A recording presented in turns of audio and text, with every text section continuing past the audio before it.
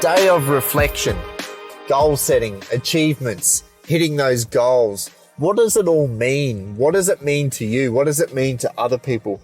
How do we set goals? How do we set something and you really want it? What do you have to do? What do you have to sacrifice? And I was sitting in the sauna this morning, and it's when I reflect most because it's my time. I get to sit in there for 10 to 15 minutes sweating it out with no one around me. And I just I was sitting there just reflecting on life a little bit and our achievements and where we were in life today and what we'd done in the past. And then I got back to the office and something popped up on my social media, and it was the Kobe Bryant tribute. And, you know, they had the greatest, who I believe is the greatest of all time, Michael Jordan.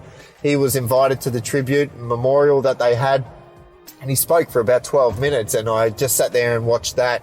And it was just heartbreaking to watch because, you know, I was watching MJ, you know, within about 20 seconds of his talk, he broke down into tears for the entire talk. But he was reflecting, here's a man that is probably the all-time greatest basketball player to ever live. And he's a grown man, and just the effect and the death that Kobe has had on him, and, you know, what it means to him. But he was pretty much coming to the end of his career when Kobe was 18, just coming into the NBA. You know, so one superstar was just starting their career, and while one was finishing. And it got me thinking. So today was, for me, is really just a day of reflection. And I wanted to just talk about a couple of goals that I set, how I went about, you know, and I achieved them, and what's gone on since achieving them, and when I set them and what I actually did. But I don't think I'm a goal setter. I don't really set out, you know, to set goals per se, really, right? But when I was younger, how I got into motorsport, me and my brother, we wanted to race motorbikes, and Dad obviously just thought it was a bit too dangerous for us. You know, I was 5 years of age when I made that decision that I wanted to start motor racing. And I just, for some reason, it's installed in my DNA for some reason, and that's just how I am. And when I was 5, I knew I wanted to race, and we got into go-karting. And when I was 7, I competed in my first state championship, which was at Whyalla, which is a small country, remote town in Adelaide. And I finished second, and that was so much better than I ever dreamed or expected. You know, my first race in a state championship for South Australia, and I finished second. I got beaten by a kid called Reef Corbett, who I'm still in touch with. But I even remember the trophy. The trophy was nearly as tall as me when I was 7 years of age, and I went to bed that night and I slept with that trophy right next to me. It was laid down next to me in my single bed at the hotel. I was so chuffed, you know, that I had achieved it. Now looking, you know, 32 years later, I look at it and go, second place. I was first loser. Like, I just wouldn't, I wouldn't feel the same about finishing second now because I'm here to win. But when I was 7, I just thought that was an amazing achievement. And that's when I really set that goal that I wanted to become the best. I wanted to be the best. I wanted to win everything. And it was really my only focus. And I set a goal to, you know, become the best in the country for motor racing, whatever class I was racing. And, you know, I did a number of years go-karting, and I was always coming second, to the point where it really started to shit me. There was races where I was winning, something would happen. I just couldn't get that elusive win, you know. And my first one, I really wanted to win a state championship and be the best in the state. And someone said to me, they gave me advice, Chris, don't put so much pressure on you. It will happen when it happens, if you make it happen. And when it happens, they will just flow on from there. And I can't remember who gave me that advice, but I still remember that advice that I was given. And they were so true. When I won my first state championship, I won 7 or 8 pretty much in succession from doing and getting that monkey off my back. Like, I'd finished second so many times. I've lost count how many second place trophies I have in go-karting for state championships. But when I won that one, it was like, yes, I've done it. I've now got the confidence. I now know what it takes to win. I still remember we moved up to Queensland. We won a couple of Queensland state championships. We then went down to New South Wales. I won a New South Wales state champion. And we then went to Adelaide or South Australia. And I remember that race. It was at Bolivar. And I was in, I don't know how old I was probably 14, 15, whatever it might have been at that particular time. And I was having troubles with my engine. I had a mechanical failure on the engine, and I had to pretty much race the entire race one-handed. And I've still got a photo. Dad took a photo of me coming around the sweeper at the track. And here I am, one hand on the steering wheel and the other hand holding onto my fuel jets that had unscrewed, because without them, then the motor will blow up or it gets no fuel. And that was what was basically allowing how much fuel was being put into the motor.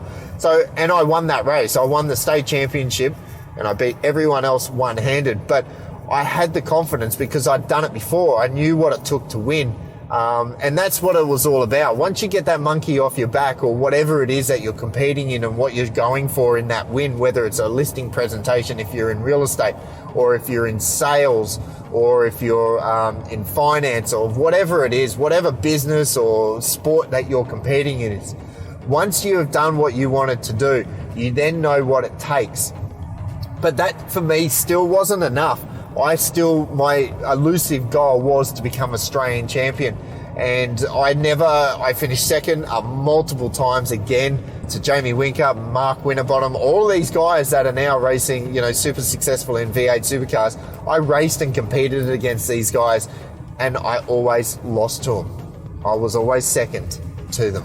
And I look at where they are and to where I am. I'm not racing in V8 supercars. They won and they are racing. That can be the difference in a professional career, whether it's in business or, like, I can give you an example in real estate. You go for a listing where you go and pitch for the business. You either win it or you lose it. There is no second place. You don't get paid for second place. You win the listing, you sell the property, you get paid. If you come second, third, fourth, fifth, whatever it might be, you don't get the listing, you've lost. You get nothing. So it's, when I reflect back on that, would it have been different if I'd won a couple of Australian championships? Would I be in V8 supercars? Would I be overseas? Would I be progressing in my motorsport career? But in saying that, I was still very fortunate to continue racing with my parents and the support of some private investors as well too through my time motor racing. But I still wanted to, and I was not going to give up until I became Australian champion. That was the goal. And in 2008 I won the Australian Championship, but it was in the second tier class, and although it was an Australian Championship, it still wasn't the holy grail. It wasn't the best of the best. It was like, you're the best of the second bunch. And again, I didn't want to be in that second bunch, so we moved up into what they call the championship class. So this was competing against the best of the best. We had people from all around the world competing in it, from Britain and overseas, and in the European drivers were coming across. We had some Asia drivers, so that was the one I really wanted to win. And in 2011, there was a couple of key moments when I look back and reflect on some of those races where I made some very risky moves, but they paid off, to when I look back now, where we won that championship. We became Australian champion. I had achieved my goal in 2011, and I can tell you, I started motor racing in 1985. 1985, I had that goal, and I didn't achieve it until 2011. I never lost sight. I was so focused on, I knew I had it in me. I knew what it was like to lose. And if you look at any football team, NRL or AFL, you see it all the time, or even a basketball team, whatever it might be, you see them get to that final championship play and they lose. And they know what the feeling is about and what it's like when you lose, that they come back next year more hungry than ever. And they win, and then they win, and they win. There is so many times and so many sporting achievements that I could look back at and tell you that that's what's happened. The team lost one year and then they won 3 in a row straight away, because they know the hurt, they know what it feels like to lose, and they want it more. And that was the same for me. And when I won that championship, and I only won it by a couple of points, in 2011, I had achieved my goal, and it was like, you know what, I've done now what I wanted to do. I could have given up. I wanted to give up because that was it. I had achieved what I wanted to do. A prime example of a sports person that has done that is actually Nico Rosberg. Now, Nico Rosberg is a Formula One driver. His dad was world champion back in the 1980s, some period. He was the son of a Formula One world champion, so there was a lot of pressure. I've got no doubt there was a lot of pressure. And in 2016, he became Formula One world champion. He beat Lewis Hamilton. He beat every other driver to the championship, when I think a lot of people wrote him off and that he wouldn't be able to beat Lewis Hamilton on a mental battle and on the racetrack. But he did that. And then 2 or 3 weeks after finishing the season, he retired, never to race again, because he had achieved his goal. He'd given up. And I could so relate to Nico Rosberg in making that decision. I made a decision in 2012 that I wanted to, I wasn't finished. I was like, okay, I've done it once. It's a great feeling. Can we do it again? And again, I finished second. So, now the driver that I beat in 2011, prime example of what I just said before, I beat James Winslow, and he was from England, and he's a professional race car driver still today, still racing. I beat him in 2011, where I think a lot of people expected him to just wipe the floor clean of everyone, but I had something inside of me that I know, and I had the confidence that I could beat him, and I did, fair and square. And 2012, we both came back, but he had that pain of that loss. I was coming off the win, and he obviously wanted it more, and the results was reversed. So 2011, I won the championship. He finished second in the championship. 2012, we competed against each other. He won the championship. I finished second. And that was, for me, that was the end of our motor racing career. Pretty much, that's, I'd achieved what I wanted, and, multiple state champions, couple of national titles, and the Australian Championship. And I was more than happy. But when you actually win, it's a complete different feeling. You're like, oh, is this what it feels like? You know what I mean? Like, you think it's going to be a complete different feeling when you achieve that goal, whatever it is that you set in life. But it's not. It's not how you actually feel on the day. It's actually that journey. So that journey that I took from 1985 to winning the championship in 2011 made me the person who I am today. And I've reflected that also into my business. I know what it takes to become the best real estate agent. I believe I am the best real estate agent locally in our area, if not in the state. I know the job that I do, and I have that confidence. And it's not arrogance. I think a lot of people misconcept that, the arrogance for confidence, and where it's not. You know what I mean? My arrogance, I don't believe is arrogance. It is that I have told myself repeatedly that I know I'm good enough. I know I have an edge over my competitors. I try and, on social media and in other forums and ways, by beating them. And every time I beat them, I know that's another little strike on my scoreboard and another one in their second place. And it's like, oh, he's beat me again. He's beat me again. He's beat me again. And I think a lot of it is just mental, getting into that mental game. I remember back in motors racing in 2004 when I started Formula 3, I was up against this driver called Ian Dyke, and an amazing driver, amazing kid, great friend, but he was just never good starting, and I was always really good at starting. And if I knew if I could beat him at the start, I'd beat him in the race. So just before the race, I'd go up to him and just say, mate, you better not muff it on the start, or you better not stall. Do you know what I mean? Just to play with his head. And these are the games that I was playing. And what would happen? He would start thinking about it. He would then be, that anxiety and whatever it is that he got stuck in his head, that he would always muff the start. And that's how I beat him in the championship, purely by just playing some head games. But I try and also do the same in real estate.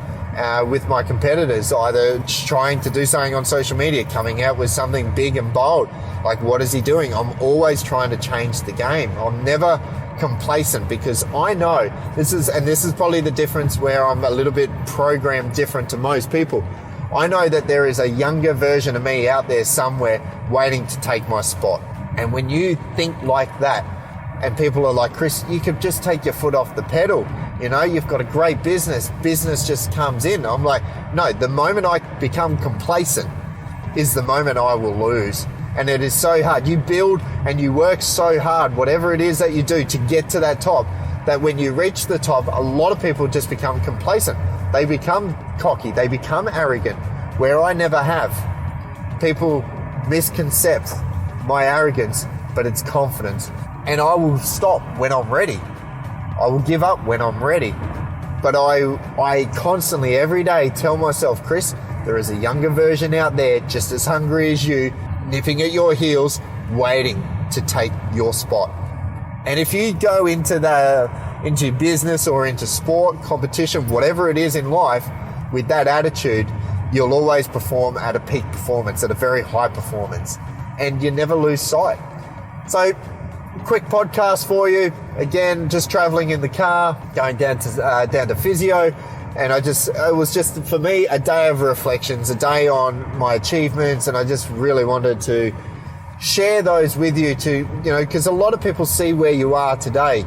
Some people go, oh, Chris, you were 2011 Australian Formula 3 champion. Oh, you were the lap record holder of Bathurst. Amazing, great. Must have been easy. But you never saw that I started that back in 1985. I worked on it that long to get to where we are. And it's no different in our business. People see where we are today in real estate. Oh, it's amazing. Chris, it's so easy for you. Why is it easy for me? It's not easier for me. I make it look easier because I work harder. I wasn't born with a silver spoon. I wasn't gifted with all of these listings. I wasn't gifted with this business. What, do you think this business was just given to me? No, we've built this because we've stayed on track. I've stayed in my lane. And that's the other thing. I think your mental ability, how to handle situations, also plays a big part in the confidence and becoming great at whatever you're trying to become great in. And I don't worry about my competition. If someone says something about me or what they're saying about me or what they're doing, I know I'm on the right track. And if I consistently do what I'm going to continue to do, and I stay in my lane and put the blinkers on and not even worry about who's in my left lane or in my right lane, you'll have an amazing business. So whether it's personal life, business, sport, you can take a lot of this into that and just have an amazing life and achieve greatness in whatever it is that you want. But remember, when you hit that goal, whatever that goal is that you set, once you hit the goal, I tell you, you need to set something else, because once you hit it, you sort of get a little bit deflated because you're sort of thinking your life is going to change. Your life doesn't change. Your life changes every single day in small increments in what it takes for you to become that person, to take it and to get to that goal at the end. And that's the happiness, that is the joyfulness of the journey of reaching goals. So if you haven't got goals, set a goal. Nothing too bold, nothing too big, just small incremental goals. And when you hit them, just tick them off your bucket list. Thanks for listening. This is me, Chris Gilmore.